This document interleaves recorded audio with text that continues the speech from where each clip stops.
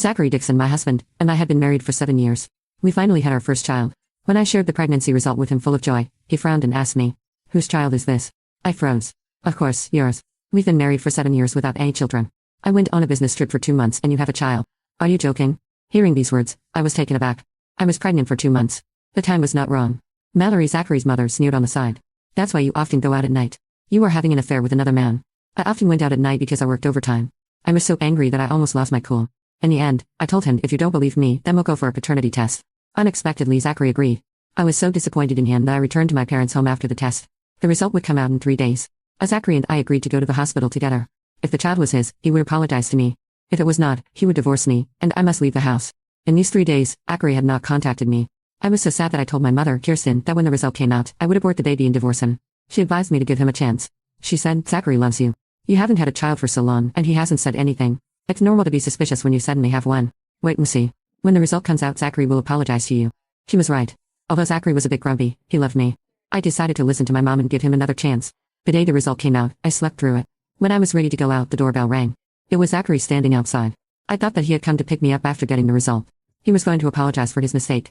I asked, "Zachary, have you read the result?" I didn't even finish my words. Zachary slapped me. He used all his strength. I felt dizzy. Blood came out of my mouth, and a buzzing sound arose from my ears. I raised my head and looked at him incredulously. "Zachary, you're crazy," I shouted. There came a slapping sound. He slapped me again. I took a few steps back and fell straight to the ground. My whole body touched the table. Bam, the things on the table fell all over the place. The sound attracted my mom, who was in the bedroom. She ran out screaming and hurriedly helped me up. My mom shouted, "Zachary, how could you hit your wife? She deserves it." Zachary's eyes were red. He picked up the tissue box on the table and threw it toward me. "Lillian, nah, you cheat on me. I'll beat you to death, you bitch." Watching the tissue box fly over, I pulled my mom to the side. What did Zachary mean by this? Could the result show that the child was not his? I said, "I've never had another man. There must be some misunderstanding here." "Misunderstanding?" Zachary gritted his teeth, took out his phone, and threw it toward me. "See, there is no bullshit misunderstanding." I picked up Zachary's phone and took a look. On the phone, it was a chat record with Joyce Underwood.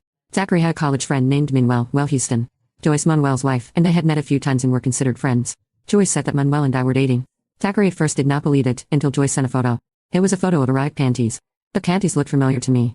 I had worn them that night before Zachary went on a business trip. I thought this might be a misunderstanding. I explained, "Zachary, these are not my panties." Hearing this, he instead became even more angry. He walked over and snatched his phone, tapping on it twice. Then he grabbed my hair and stuck the phone directly to my eyes.